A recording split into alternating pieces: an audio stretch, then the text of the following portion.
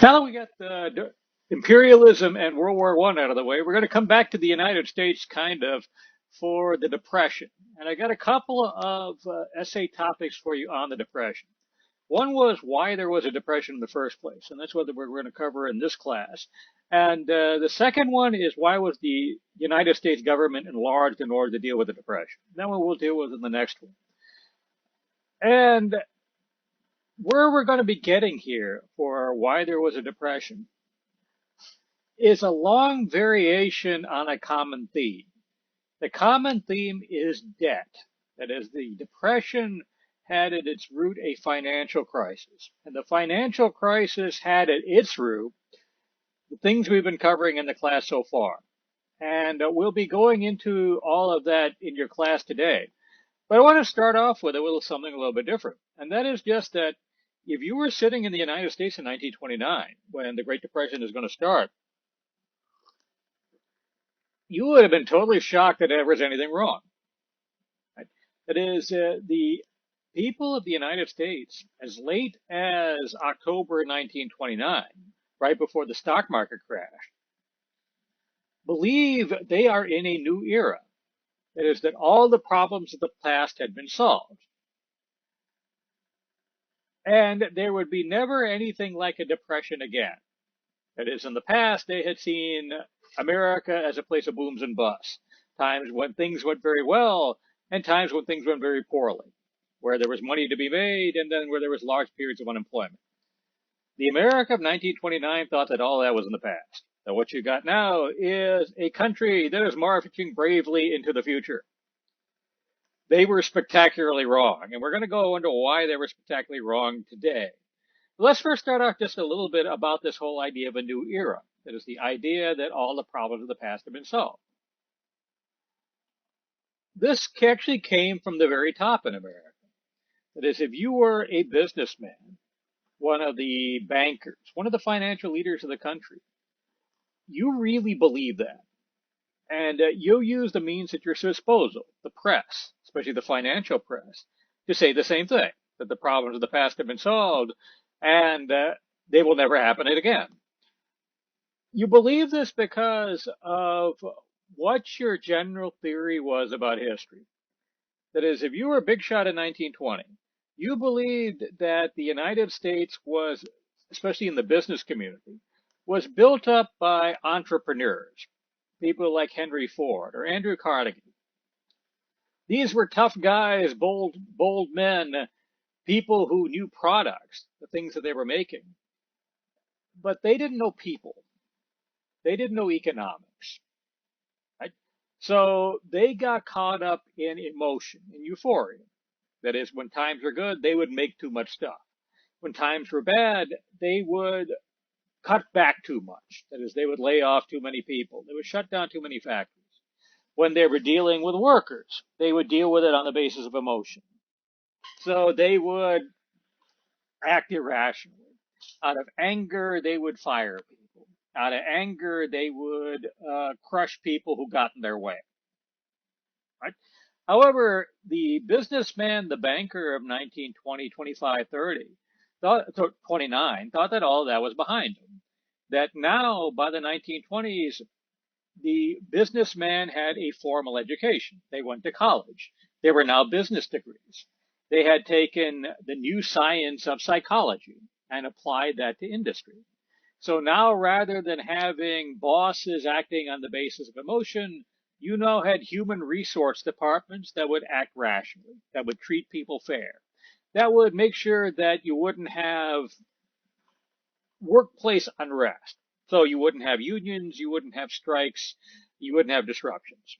And since you now have bosses that are acting rationally, they're not going to get caught up in the psychology of the boom and bust. When times are going too good, they're not going to get carried away. When times are going bad, they're not going to panic. And so they thought that because you now have a professional class of managers running the country, that you will never have anything like a depression again. That was conventional wisdom among the big shots of 1929. And if you were a common man in 1929, you believed that too. Partially you believed it because that's what everybody was telling you. That is, that this was what the media was telling you. This is what your bosses were telling you. All the people who were big shots were telling you this. You can see compare that to World War One. That is, remember in World War One, all the influential people, when they're all saying the same thing, have a way of turning what they're saying into reality. That is, everybody believes it's true, so nobody's going to question it. But also, if you were a common person in the 1920s, everything you would have seen around you would have told you the same thing, that you were in a world now where all the limits of the past had been solved, right? That were gone, that you were now in a world that was doing unimaginable things. So if your bosses are telling you there'll never be another depression, they're probably right. And if you're a common person, let's see what you would see in your everyday world that would make you think that. For one thing, you're seeing all around you spectacular technology. The picture you're seeing in front of you is of a radio. The radio at this time was advanced technology. It is the whole idea that you could transmit voice over long distances was something that was science fiction just 70 years early. Alexander Graham Bell only invented the telephone in the 1870s. And as of 1920, you've only been dealing with being able to send voice messages wirelessly since Marconi invented the first wireless radio around 1900. So the radio is something that was high-tech, advanced science fiction technology. However, in the 1920s, it became part of day-to-day life. The first commercial radio station went on the air in the United States in 1919. It was KDKA in Pittsburgh. It's still around today. And all through the 1920s, the radio generated a kind of a sense of euphoria. At that time, the typical American was a farmer or a factory worker. Somebody worked with his hands. So they were pretty mechanically inclined. So people would just go out and buy radio kits and assemble their own radios. They would assemble radio transmitters in their basements and start broadcasting messages. Basically, you had the kind of the radio equivalent of YouTube. They were just kind of putting out amateur stuff, and people were listening to it. However, by the end of the 20s, you're starting to see radio professionalized. By the end of the 20s, there were now radio networks out there, with the biggest one being the National Broadcast Corporation, NBC. These professional networks hired professional entertainers, musicians, comedians, actors. They started to broadcast professional sports. And this was, to a common person, revolutionary. It is, if you were around in 1950, typical entertainment for a family would be to sit around and talk to each other. The horror, the horror, the horror. If you were a middle-class woman up till about 1915 or so, you would take music and voice lessons so that you could tell a prospective husband that you could sing or play a musical instrument to entertain your family. The horror, the horror, the horror. Every day was basically the first week of American Idol. Now you had the best musician in the world coming into your home every day. You had the spectacular athletes coming into your home every day. You had the news coming into your home every day. By the end of the 20s, maybe 1 out of every 3 people in the United States had a radio. So even if you didn't own a radio yourself, your friends probably did. So the radio is, and things like it, those kinds of advanced technology, are going to tell you that the limits of the past are now gone, that the world is now a different place. And that's not the only thing that's around that's telling you that. Right? Another fairly new technology at this time was the automobile. Carl Daimler invented the gasoline-powered internal combustion engine in the 1880s. In 1909, Henry Ford came out with his Model T, the first mass-produced automobile using an assembly line. When Ford sold his first Model T in 1909, he sold them for $860 apiece. This was at a time when the average working person was making far less than that. Remember, the poverty line in 1901 was only $1,000 a year. By 1926, though, the manufacturing processes in building cars had improved so much that Ford was able to sell a Model T for $260. This was at a time when inflation made the wages of workers much higher. So now cars, something that were science fiction technology just 20 years earlier, things that were only owned by rich people, were now becoming part of day-to-day life. Even if you couldn't afford a new one, you could afford a used one. And cars wind up meaning a lot to American society because if you're a car guy, and there are a lot of car people out there, a car is more than just a way to get from point A to point B. A car is freedom. You can hit the open road. A car is power. Right? A car is a rolling work of art. Now, that's why I put this particular picture out for you. This is the Ford Model A. The Ford Model A among car collectors is especially valued. It's considered to be one of the most artistic pieces of art ever put out. I mean, of more artistic cars ever put out.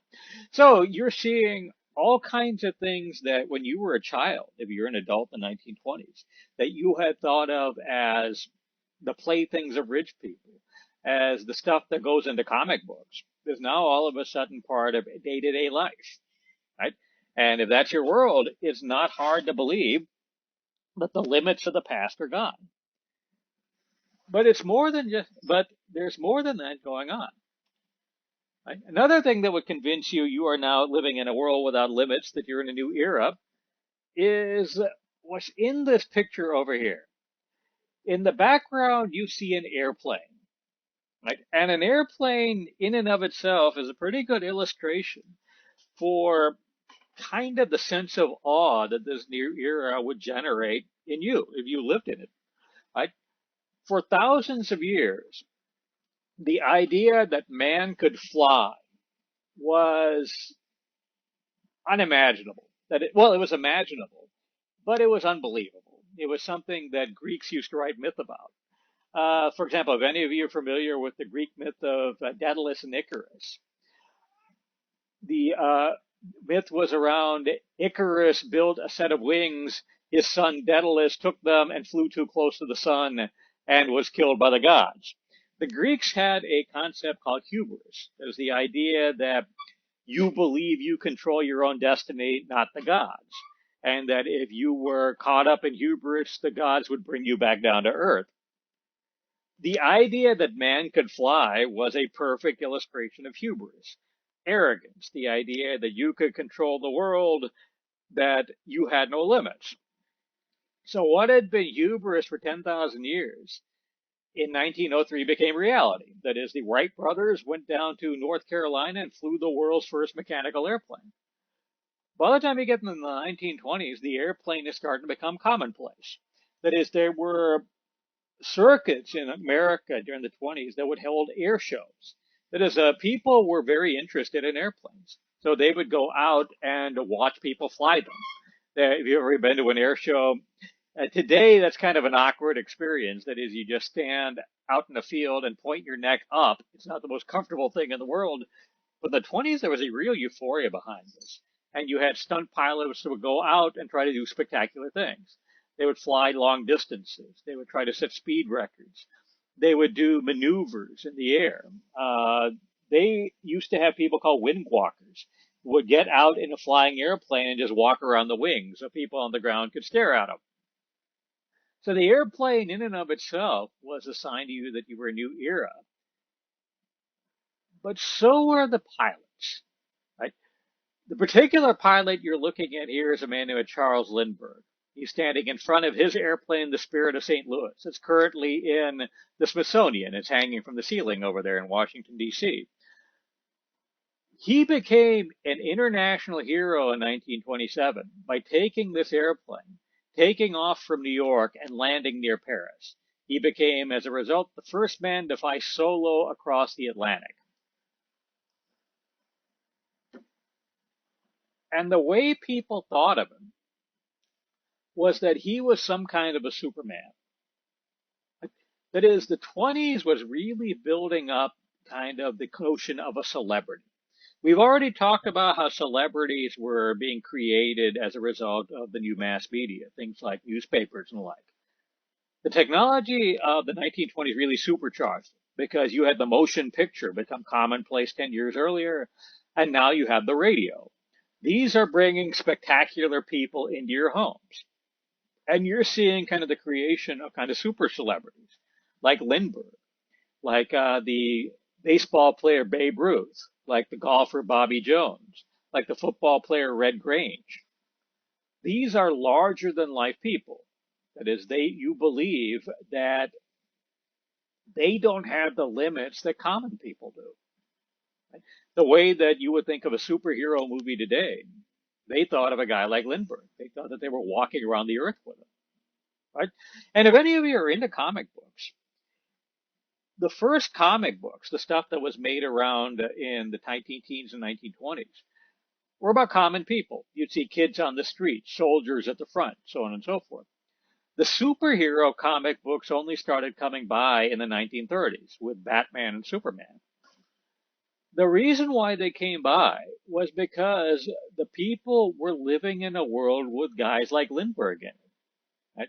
That is, they didn't think Lindbergh was a Superman because they'd read about Superman in the comics. The people of America were willing to buy Superman because they lived in a world with Lindbergh. Right? Think about that.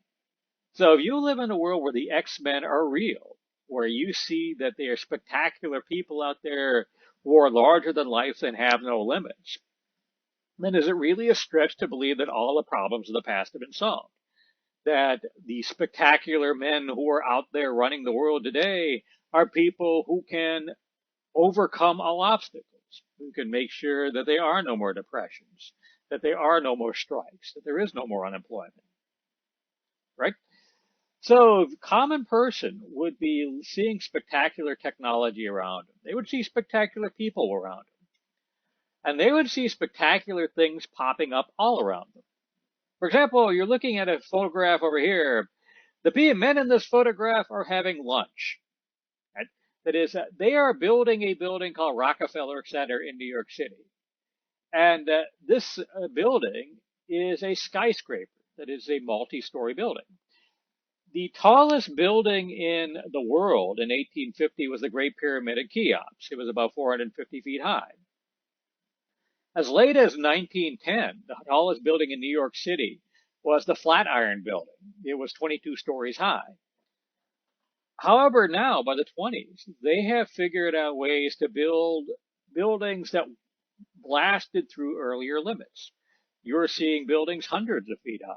The Rockefeller Center here was so tall that if these workers would leave the upper stories, go down to the ground floor, eat their lunch, and come back up, it would take longer than their lunch hour. So they would bring their lunch with them and eat them on the girders. Right? The most spectacular of these buildings was the Empire State Building. That is, you saw two syndicates in New York trying to build the biggest building in the world. One was a syndicate that was going to build the world headquarters for the Chrysler Corporation, the car company.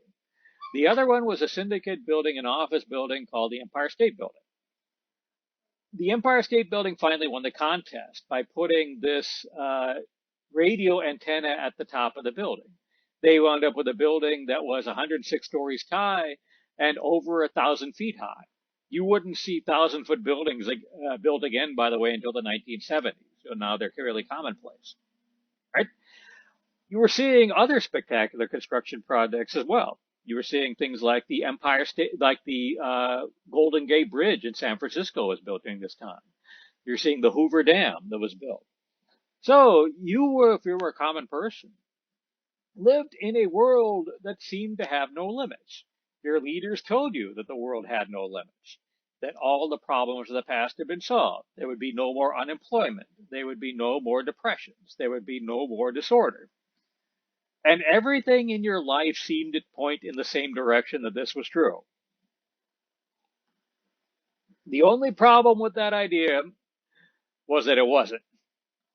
While you were seeing this new era going up all around you, the world of the 1920s had serious problems, and these serious problems would wind up festering. And in 1929, they exploded into the Great Depression. What were their serious problems? Well, the first one, well, three of them you're going to see running into a common theme. And that is that the prosperity of the world in the 1920s was not even. That is, although there were some places that were doing well during the 1920s, other places were not. And that lack of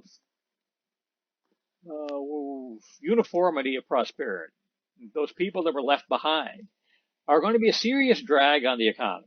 And they are going to lay a lot of problems that are ultimately going to destroy it. But the other big problem was actually the people who were successful. The people who are successful are in and of themselves going to be a problem. And all of that is going to combine together to create the depression.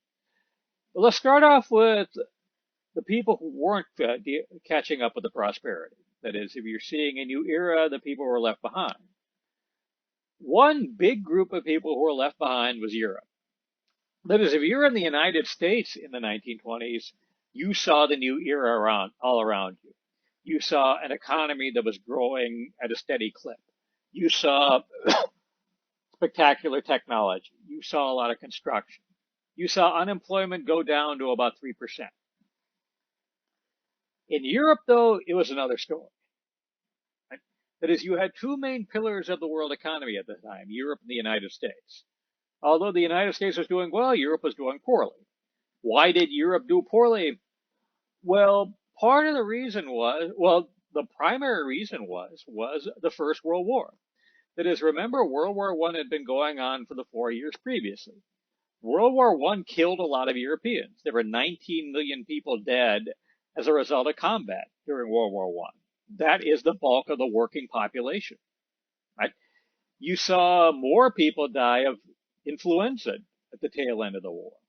So you're having Europe staggering under this loss. Okay, 30 million people dead at a minimum. You saw physical destruction throughout Europe. That is, a lot of productive areas were damaged by the war. Right? But the biggest problem they had was debt. Fighting World War I cost Europe a lot of money. Now that the war is over, Europe has to rebuild and Europe has to pay it back. So it needs more money. And this cartoon kind of shows you what Europe was up against. That is, this is a cartoon from an American newspaper in 1919. Here you see Uncle Sam's General Store, and here you see Uncle Sam the grocer. Here is Europe. If you're familiar with kind of the stock figures of the 1920s or 30s, if you watch, say, Bugs Bunny cartoons, this stock figure might be familiar to you. This is the hobo. This is how they used to draw up homeless people in the 20s and 30s. That is, somebody wearing overalls with patches on it. And note how Europe is drawn up as tiny compared to the huge America. Size is a metaphor for power. So Europe is weak, Europe is poor. Europe has an empty shopping basket and a huge shopping list. And what's the punchline? How's my credit?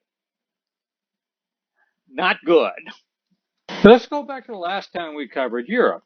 This was back in World War I. Remember, during World War I, the Triple Entente, the alliance centered around Britain and France, could trade with the United States. The Triple Alliance, the alliance centered around Germany, could not.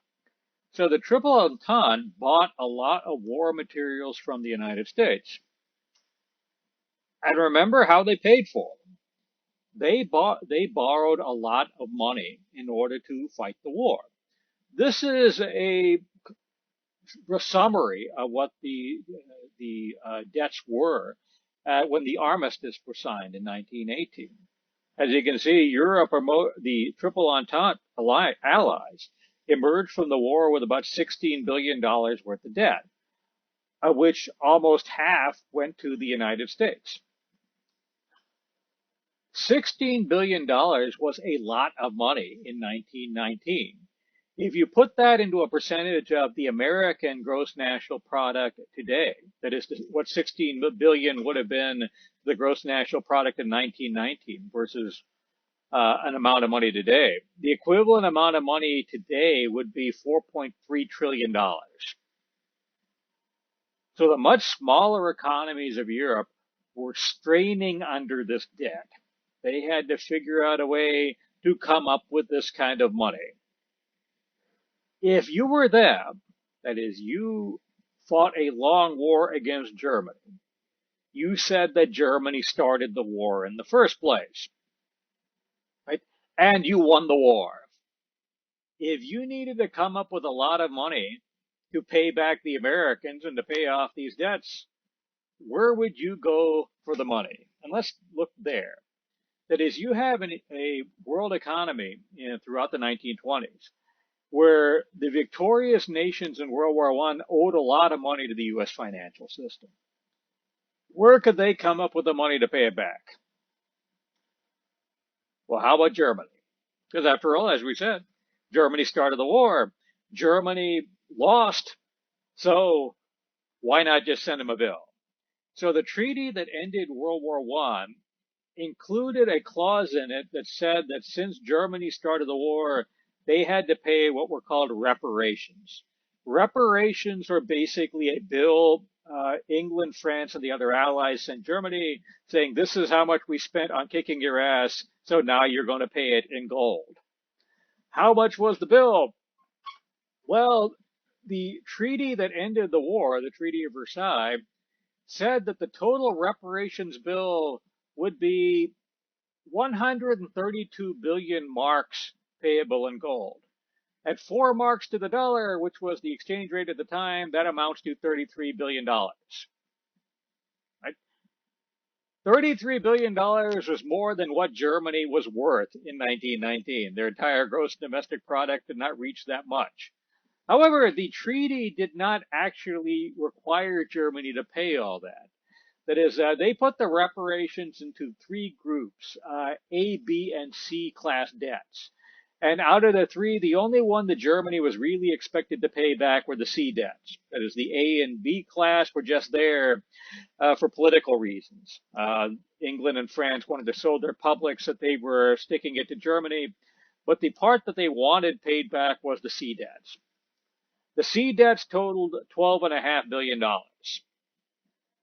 which was still almost as much as Germany was worth in 1919.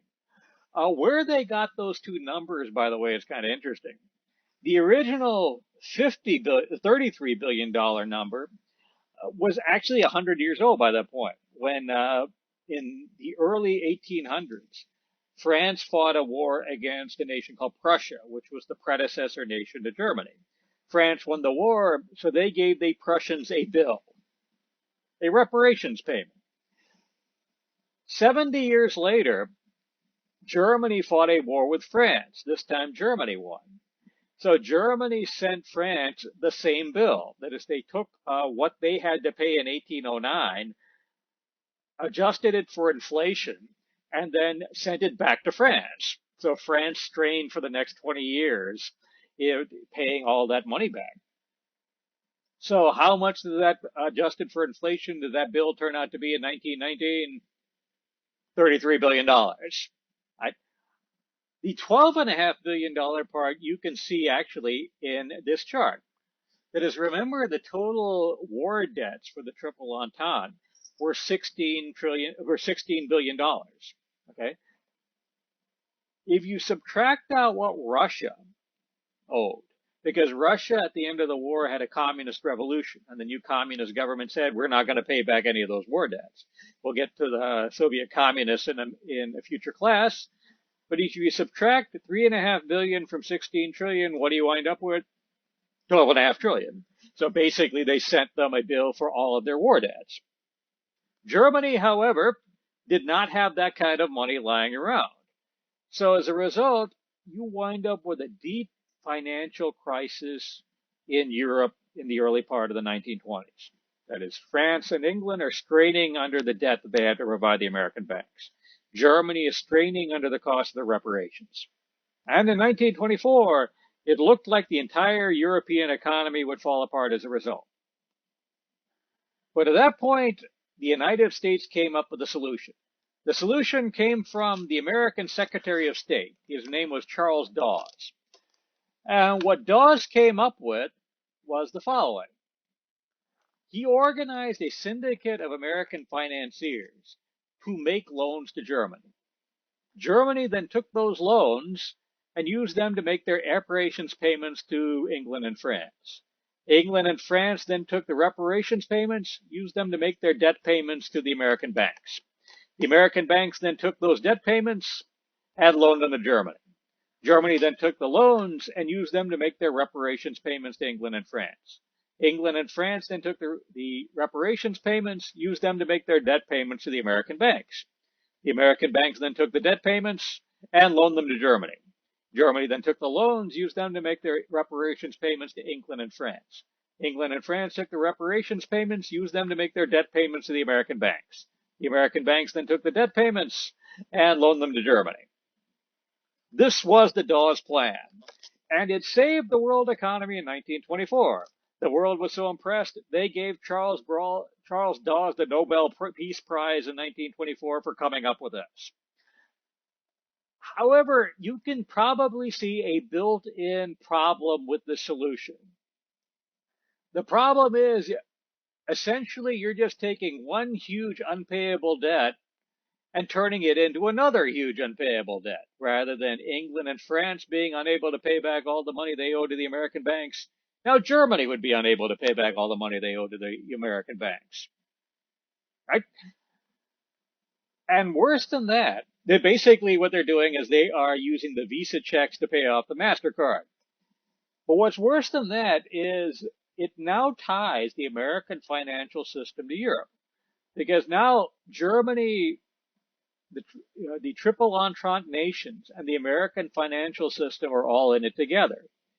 If any one of this group fails, it'll take all the other ones down with it. Because if the Americans' bank fail, they can't make any more loans to Germany. If Germany fails, they can't make any reparations payments to England or France. If England or France, they fail, they can't make their debt payments back to the American banks. And remember, the American banks fail, then they can't give any more loans to Germany. So basically what this is a time bomb waiting to go off. If any one of this group collapses, then all of them collapse and you have a big worldwide problem. But that's not the only time bomb that is ticking in the 1920s. Another time bomb that is ticking is in rural America. That is, in the 1920s, you saw prosperity in the United States. In the world economy with two pillars, Europe and America, the prosperity was only in America. But in America, it wasn't evenly distributed either. The cities of America did very well in the 1920s. The country was another story, right? That is a overall story that you could see since the end of the Civil War throughout the 19th century was that rural America was in decline. That is, every year farm prices went down. That is, the prices that farmers could get for their crops. Right? This was because they were putting more land in cultivation, they were tying it all together with railroads, and the buyers of farm products were increasingly becoming big corporations. Companies like General Mills, the big textile mills that are buying cotton, so on and so forth. These companies, remember, are under relentless competitive pressure to lower their costs. One way they lowered the cost was by lowering the prices they gave to their suppliers. If you're a farmer, you're a supplier to these big companies. And if you're a small farmer, you don't have much leverage against these big companies. So farm prices had been steadily declining for 50 years. And then World War I broke out. World War I changed everything.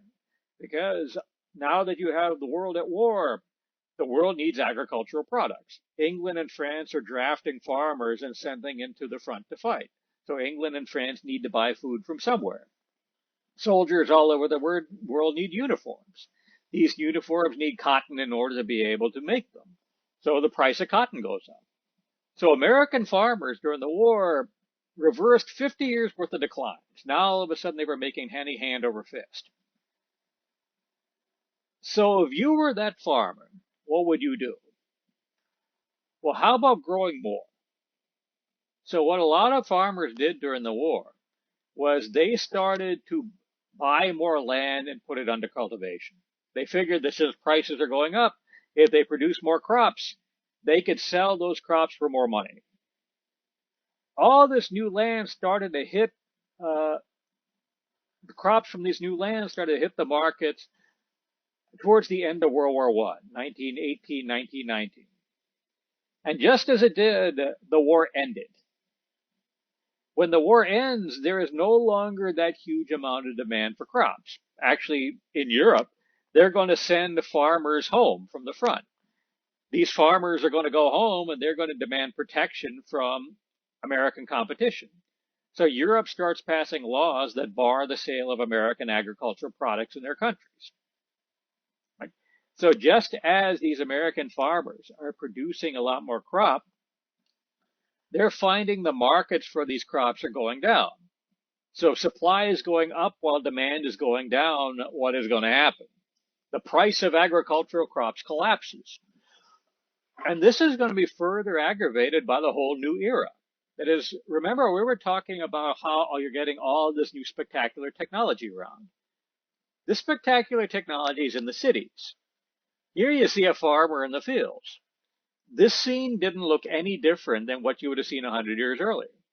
Right? That is, if you went into New York City, you saw electricity. If you went into Tomball, Texas, you didn't. You didn't see roads that could cover those automobiles, so on and so forth. So the rural part of the country was left behind from all the spectacular new technology. By the way, you can see one long-term impact of that. This is just a kind of an aside. In the 19 teens, there was a real competition over what would power cars. Right? You just saw the development of internal combustion engines that were powered by gasoline. Gasoline started to become the dominant fuel in internal combustion engines. Henry Ford in the first Model T, by the way, built it to be powered with ethanol. Right? Gasoline only passed it up about 4 or 5 years later. However, the internal combustion engine was competing with electric cars. Right? And those are both being sold in about equal amounts in the 19 teens. The major division was really over gender. Men bought gasoline cars, women bought electric cars. Because at that time, gasoline powered cars didn't have self-starters. If you wanted to start the car, you would first have to use a hand crank in order to crank it. That required a lot of physical strength. And if the thing kicked back, it would break your arm. So you saw a real industry in electric cars as late as World War I. By 1930, Hope, it was completely gone. All cars were powered by gasoline. Why? Because they didn't have electricity in the countryside. Right? If you went out of a city, there was no electricity to power a car or anything else. So the gasoline companies went out into the countryside and started to build gas stations. So you could get gasoline in half of the country, whereas you could not get electricity in that half of the country. Right? So you were living in rural America, which was half the country in 1920. You didn't have all the benefits of all this new technology. And this new technology was actually taking away your markets because if you were in those cities, those people who were motivated by the new era, things that looked futuristic were in demand. For example, you saw the development of artificial fabrics such as nylon coming by in the 1920s. Okay, actually, rayon was the first one. When these fabrics came by, women started to buy rayon underwear, started to buy rayon stockings. If they're buying rayon, what aren't they buying? Cotton. So the price of cotton is going to go down even more because they have no demand. And also, if you're in rural America during the 1920s, you were dealing with a bunch of environmental problems. You had huge waves of pests sweep through the cotton fields in the 1920s called the boll weevil, which destroyed entire cotton crops. In the South, you saw huge problems with deforestation. That is, in the previous 100 years, they had chopped down entire forests in order to plant cotton fields. Now, when you chop down these forests, when it rains, there's now nothing to catch the rain before it winds up hitting the streams, which takes it into the rivers, which takes it into the ocean. So you saw rain wash away the topsoil from huge amounts of farmland by the time you get into the 20s and 30s. This is really cutting into farm yields. In places like Kansas, Oklahoma, Nebraska, you were seeing a different problem. That is, they had very little rainfall there normally. So what they did in order to farm in those areas was something called dry farm. That is, they would hack up the ground and let it lie loosely on the surface so that it could absorb the morning dew so they could farm. The problem is there was a drought in the 1930s and 20s. So when you had the drought, this soil dried out because there was no morning dew to absorb. And since it was just loosely packed on the surface, the winds caught this dirt and just blew it all over the place. This created something called the Dust Bowl. So in rural America, the bottom line, half the country during the 20s, a time of relative prosperity in the rest of the country, was having really hard times, which totally sucked for them. But remember, those farmers had expanded cultivation during World War I. How did they expand cultivation? Well, they borrowed money in order to buy more land and to buy more equipment, which means that if they go down, they take down the people who loan them the money too. So if you're the American financial system, you're now tied to two time bombs. You're tied to the American farmers and you're tied to Europe. And if either one of them goes down, the entire system goes down. Because remember, Europe needs constant refinancing from the American financial system. If the American banks can't provide it, then Europe is going to collapse. The American farmers are in the same boat. They can't pay off their mortgages, so they are going to constantly need these mortgages refinanced. If the banks can't refinance them, then they're screwed. They will go under. Right? So you have two huge structural weaknesses here. Europe and American farmers have unsustainable debts. And this puts the American financial system under a great deal of pressure. But that's not the only problem the American financial system has. They have another problem involving consumers. The economy of the United States at the end of World War I was an economy based off of what they call primary production. That is, the bulk of the economy involved going into the earth and coming up with resources.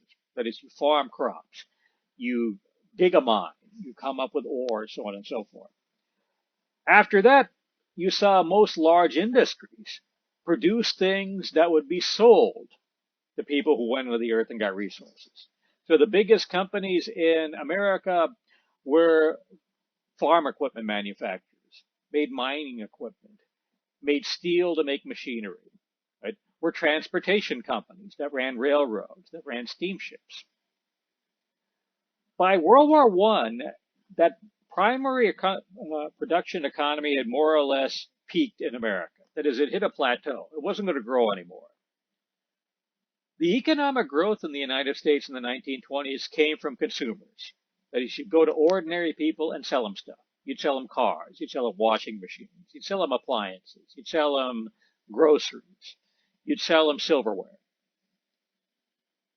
The problem with that was that the typical person in America didn't have any money. That is, in the cities, you had the prosperity in the 1920s. The economy was growing. But the benefits of that prosperity went to the rich and the middle classes. The poor people who worked in the factories really didn't see any benefit from it. That is, wages in America in 1929 weren't any higher than wages were in 1922. If you were a working man, the only real benefit you got from the prosperity of the new era was that you got steadier hours. And if you're going to have an economy that's based off of people buying stuff on consumption, then how much can a poor person buy? 2/3 of all Americans lived in poverty in 1929, according to the government's definition of poverty. Well, the America of the 1920s came up with an answer to that. They came up with a way for poor people to buy stuff and keep the economy growing. And that was the miracle of the installment plan. You didn't have credit cards yet. Credit cards would not be in wide scale distribution in the United States until the 1970s. I don't even think they were invented until the 1950s. But what you had in the 1920s was store credit.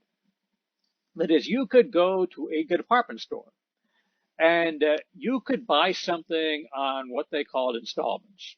That is, you would put a down payment down and then you would make easy weekly payments in order to pay off everything else, or monthly payments, depending on what you were buying. And those financing was able to make poor people buy stuff, was able to enable them to buy stuff. That is one of the, for example, if you look at General Motors, the big car company, one of the things that enabled General Motors to grow in the 1920s was they created something called GMAC, the General Motors Acceptance Corporation. GMAC provided car loans. So if you didn't have money in your pocket to buy a car, you could get a loan from them and buy the car and then pay off the loan. Okay? And here you see an ad for one of those installment plans. This was an ad to buy a waffle iron. For those of you who've ever bought a waffle iron, you know that those things don't cost very much. Basically, you can go down to Walmart and get a cheap one for about $20. This kind of shows you the level of inequality in the United States at the time. Even things that today we would think of as trivial, for them were things that they did not have the money to pay cash for. They would have to pay for them installments. And by being able to get installments like this, you were seeing working class people being able to get the benefits of the prosperity. They had their houses full of stuff. They were able to buy cars, so on and so forth. And the economy was able to grow by producing consumer products. And those consumer products became more and more important in the American economy. By the 1930s, cars alone were 20% of the entire American economy. This was either in having factories to make them, in having the car dealers sell them, in having mechanics fix them, in gas stations, so on and so forth. So, problem solved, the end.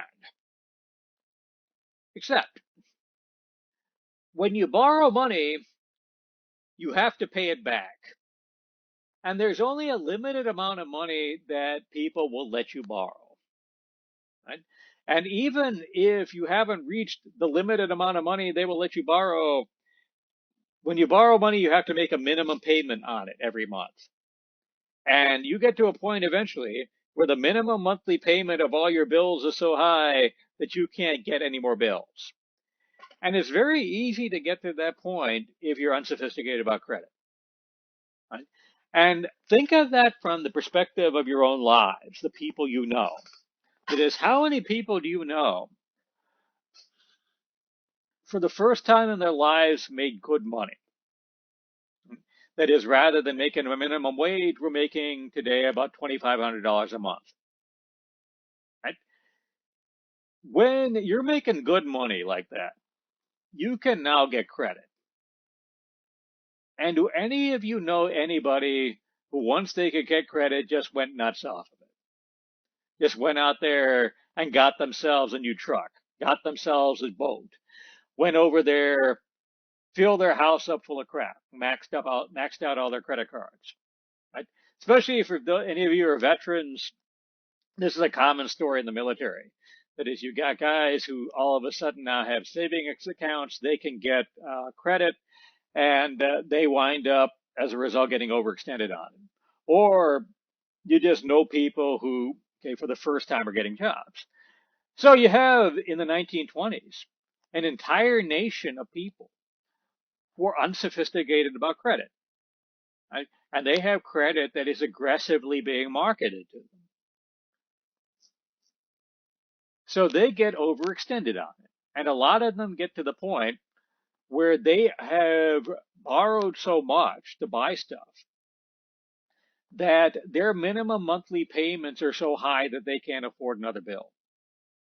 This puts a built-in limit for how big the economy can be, because once enough people have reached that point, then you're not going to see any more consumer purchases, and the consumer economy is going to have trouble.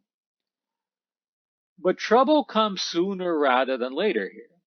Because once you're overextended like that in credit, you're very vulnerable if anything goes wrong. Because if any of you know anybody who ever got to that point, who borrowed so much that their minimum monthly bill was so high that they couldn't pay any more, invariably they get one more bill, like the transmission on the car breaks, or the cat needs a whiskerectomy, right? Or their kids get sick and they don't have health insurance. And when they get that one more bill, it takes them down. There was a movie once done by a group of comedians called Monty Python. I don't know if any of you are familiar with them. They're kind of old by today's standards. But Monty Python did a movie called The Meaning of Life, where they had a scene where this enormously fat guy went into a restaurant. And when he went into the restaurant, he ate everything in the restaurant, except for one wafer thin mint.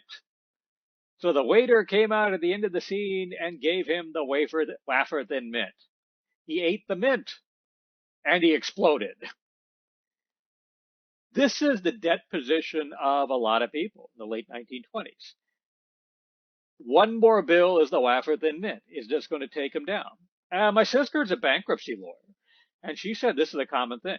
That is, a bunch of people who may getting for the first time making good money can get credit, don't really understand credit. They get overextended on it. They get one more bill. The one more bill takes them down, which sucks for them. But it also takes down everybody who loaned them the money. So now, if you're the U.S. financial system, you are now tied to three time bombs. Three groups of people who need constant refinancing, or else they're in deep trouble. They will go down. And if any one of them goes down, they all go down. So the world is on a very shaky foundation in 1929. That is, the inequality of the world has left a lot of important groups in the world economy vulnerable. And these important groups are big enough that they can they could take down the entire American financial system with them because they borrowed money from the American financial system and they need more money from the American financial system. So inequality was a big root cause of the Great Depression. But ironically, what triggers the Depression is the people who actually had money. Right? These people are going to trigger the Depression because of what they're going to do with it. That is, they're going to try to use this money to make more money. Right? And this is going to involve something called speculation. And I want to explain how this works. Right? When I got my first college teaching job, that's my first salary job. It was at Prairie View in 2001. A financial advisor came in to try to sell me a financial plan. And he told me that people, when they're dealing with money, are motivated by two emotions, fear and greed.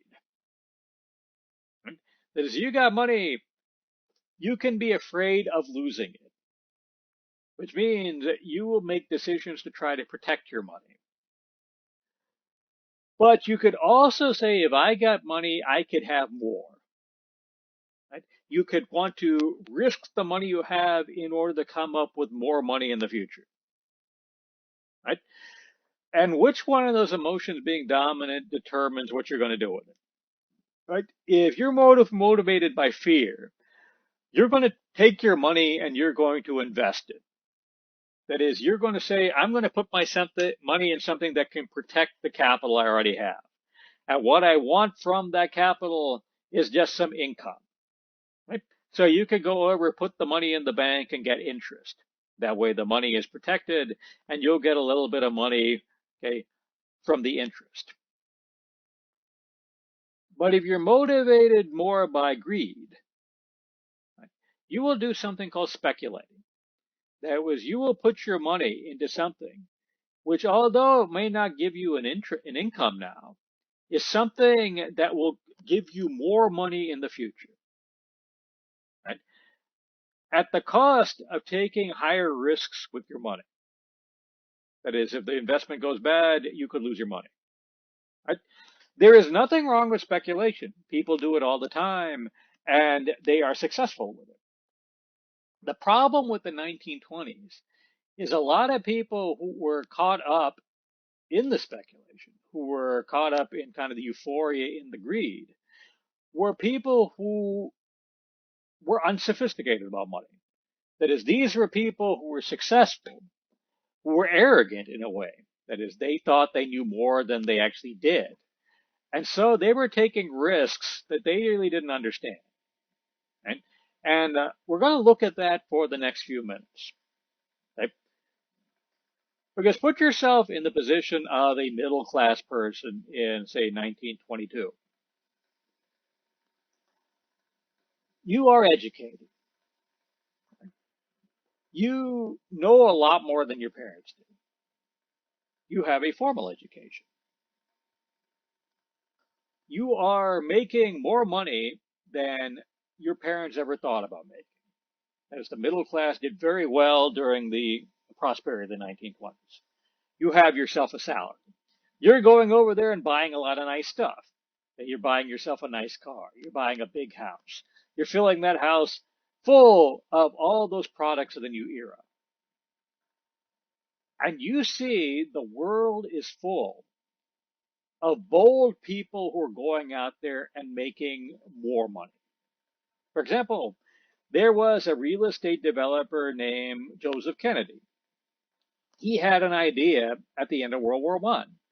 He went to Florida, and in Florida there was a place called Miami Beach.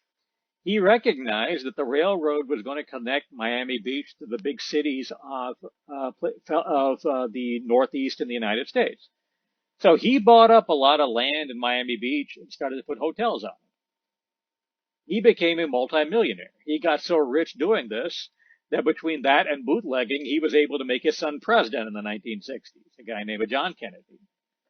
So you see spectacular real estate developments. You see people going into the stock market getting rich. Since you are part of the new era yourself, you are smart, you are educated. You think that there is wealth out there for the taking, that only losers play it safe, that you, as one of the bold, right, winners of the new era, you're going to go out there, you're going to take risks, you're going to win, you're going to become one of those rich guys yourself. Right? So these unsophisticated people went out there and tried to enrich themselves. Now let's look at the problem of that. Right? One problem of this is if you're unsophisticated and greedy, you are somebody who is very easy to rip off. So the 20s was a period full of spectacular frauds. One of the most notable about this was the fraud pulled off by this man here. His name was Charles Ponzi. Right? Charles Ponzi in the 1920s marketed an investment syndicate. It worked like this. Right? He went out and found investors. He told those investors, say you got $1,000, or okay, well, actually in this example, it's got $100. Say you got $100. You could put that $100 in your checking account. And in the checking account today, I believe you will make 0.05% interest. The Ponzi would say, instead of getting that, give me the money, and I will pay you 15% instead. So your $100 will make you $15 a year. Right?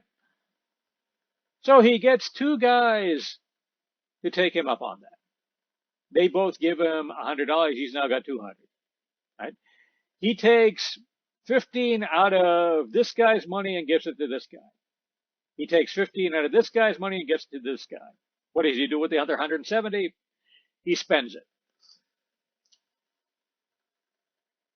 He then kind of lets you know that if you've got any friends who want in on it, maybe he'll let them in. Actually, he'll probably tell you that since this is such a great deal, don't go out and tell anybody. Because after all, what is he going to do with the 200? He tells you there are all kinds of spectacular investments out there that he needs capital in order to be involved in. He can't tell you what they are because if word got out about it, somebody else will get in on the ground floor first, but you can trust him.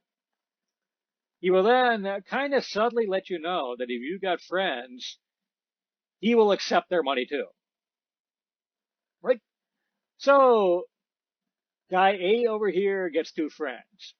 Girl B over here gets two friends. They each put in $100. Ponzi now has 400. He then pays everybody $15 worth of interest. He then takes the rest of the money and spends it. They then get more friends. Their money comes in, everybody gets interest, Ponzi spends the rest of it. They then come in and get more friends. Hey, this is called a pyramid scheme. Right? Ponzi basically invented it. Ponzi actually became a celebrity in the 1920s for coming up with his investment syndicate. He was a world famous investor in the 1920s. He owned this huge mansion in Rhode Island. He was somebody who was in the financial press all the time. He was somebody who was a celebrity. But his entire scheme was a fraud. He could keep it going, though, as long as new money comes in. However, if somebody decides they want their money back, he's in trouble. Because say investor A over here decides, I want my 100 back because I want to go to Vegas. You can go to Ponzi and try to get your 100 back. He can't give it back to you because he doesn't have it. He already spent the money. He will pawn you off telling you that it's an investment and he can't get it back quickly. But maybe he can shuffle his money around and give it to you. Make you go away. However, if 3, 4, 5 of these guys want their money back, there's no way he could come up with that. So what would he do? He'd put whatever he had left over and put in a suitcase and head to the Bahamas. And all of these guys over here are out their money. Actually, what happened to Ponzi was they arrested him and sent him to jail. This was one of those spectacular frauds of the 1920s. This is his mugshot. But if you are somebody who has money now, one of those middle class people, but you're unsophisticated about money, that is, you think you know more than you actually do, you're very vulnerable to a scheme like this. So a lot of the 20s was involving things that weren't actually real. They were frauds.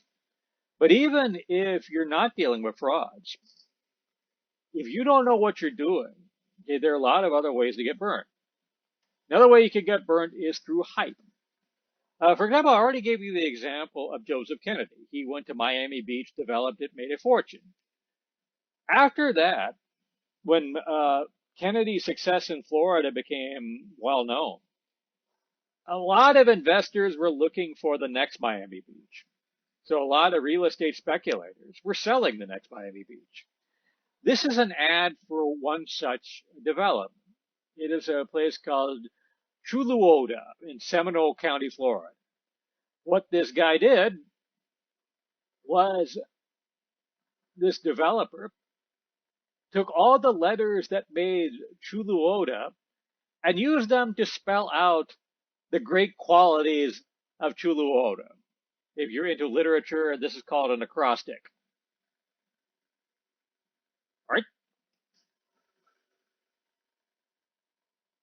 If you look down the list of the many advantages of Chuluoda, what you don't really get over here is a good description of where it is.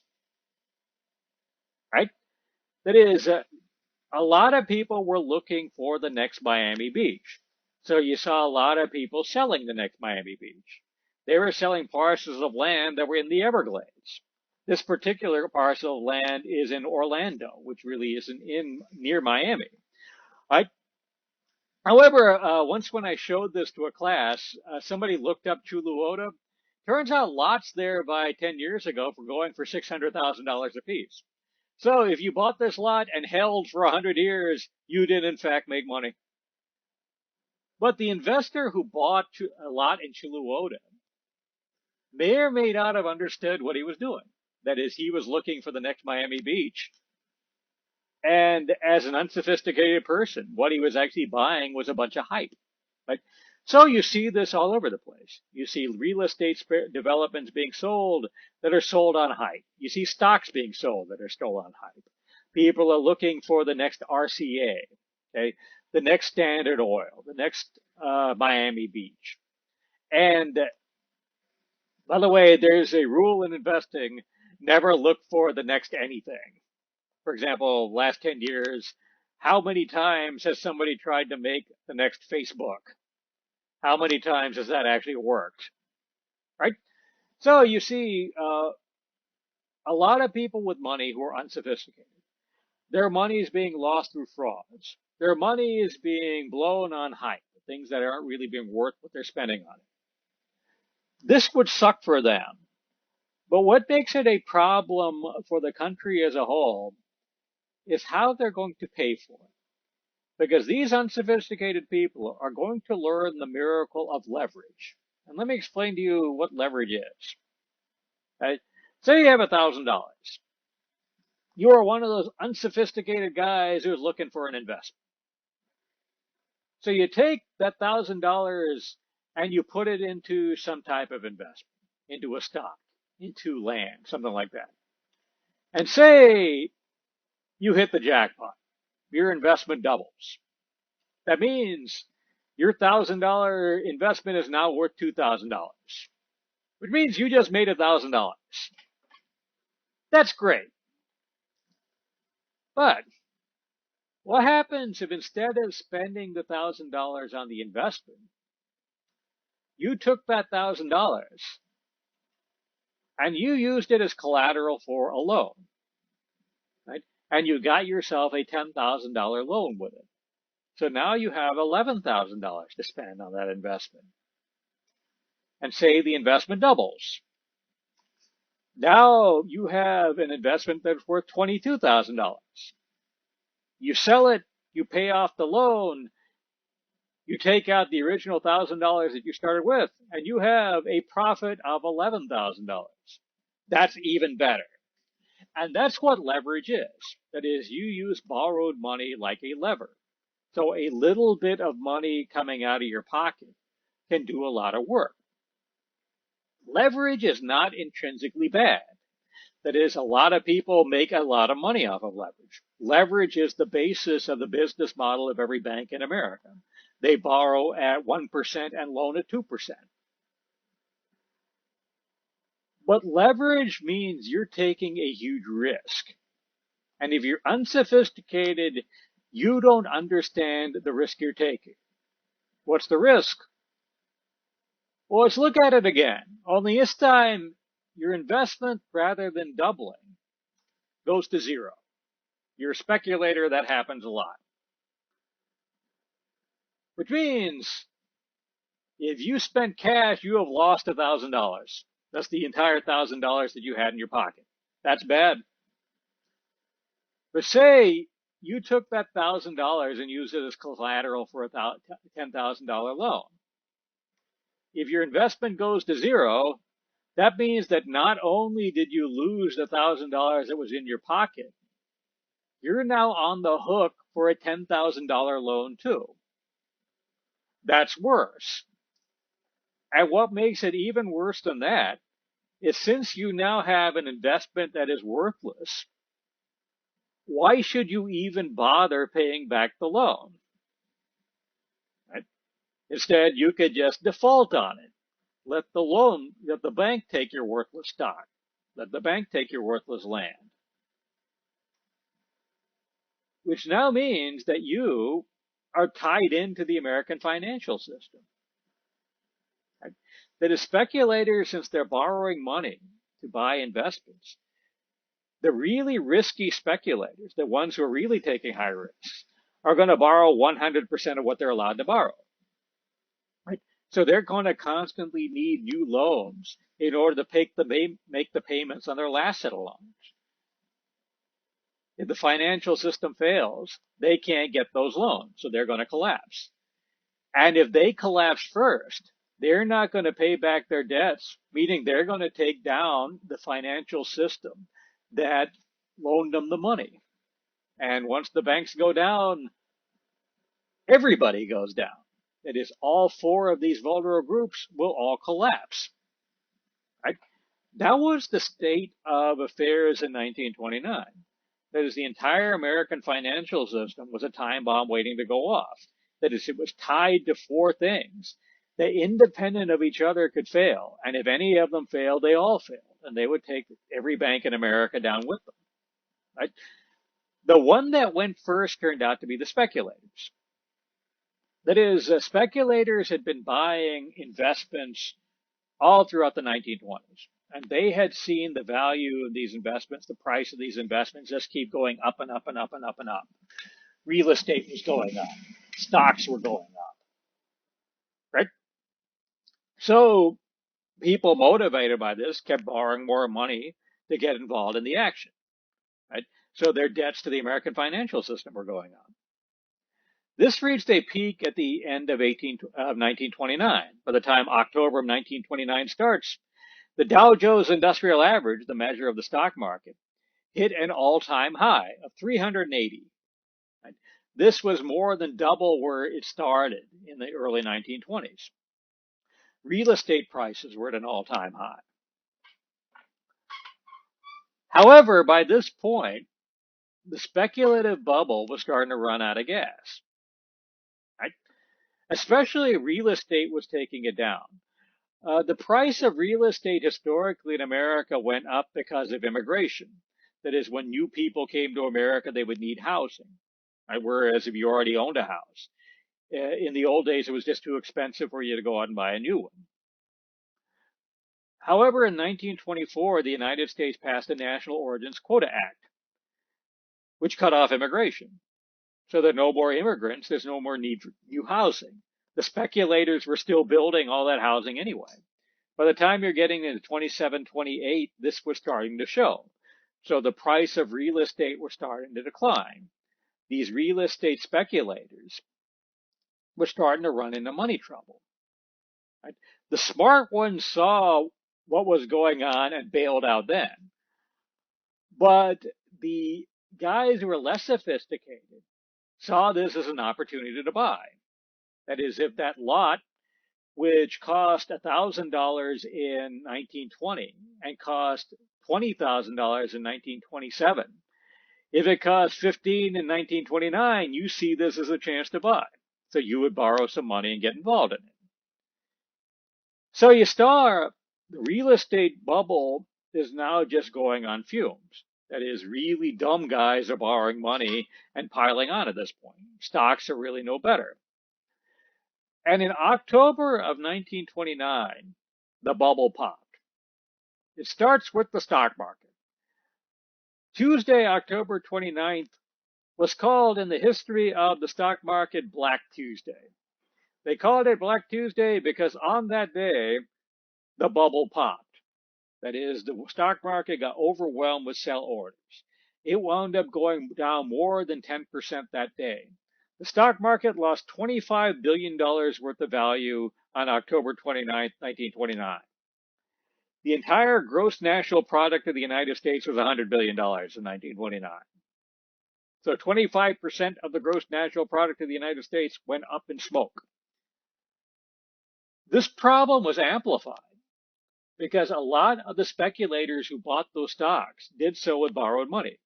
At that time, if you put 10 cents down, a stockbroker would sell you $1 worth of stocks. So 90% of the price of the stock was borrowed. So if the price of the stock went down, you had to sell the stock in order to pay off your debt. So once the stock market starts going down, those margin calls trigger more sales, which means that the price of the stocks goes down even more. And then it starts escalating and building and building and building. The next thing you know, a lot of banks that had provided money to buy stocks are going down too, because a lot of the speculators now have stocks that are worth so little that it isn't worth the cost of keeping the stocks by selling them and paying off the debts. So they just tell the bank, here, have the stocks.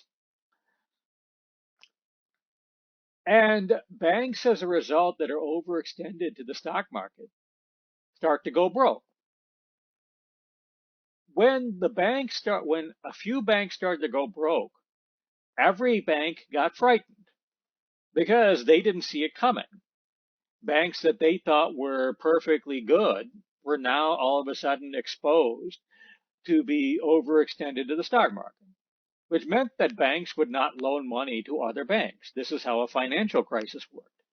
Once the financial crisis developed, then consumers found they couldn't get any more credit to buy anything. Farmers found they couldn't get their debts refinanced. European governments found it harder to borrow more money. Germany found it harder to borrow more money to pay off reparations. The other European nations found it harder to borrow money in order to carry out their activities. So what this leads to is a total failure of the financial system, something that was similar to what happened in 2008, only worse. Right? And this failure of the financial system is what the Depression is all about. Right? So to summarize it here, we want to look at what caused the Depression. The proximate cause of the Depression, the thing that was closest to it, was the failure of the financial system. The failure of the financial system was set off by the stock market crash of 1929, but was tied to deeper, more fundamental problems than that. The deeper fundamental problems are the problems that were in Europe, the problems of American agriculture, the problems of building a consumer economy when consumers don't have any money to buy unless they borrow it, and the problems of excessive speculation, where unsophisticated people are borrowing money to buy things that they don't understand. You put all this together, you get a very bad economic situation. And now the United States has to figure out what to do about this bad economic situation. What they're ultimately going to do is radically expand the power of the United States government. And why they're going to go there and how they're going to do it is what we'll deal with in the next class.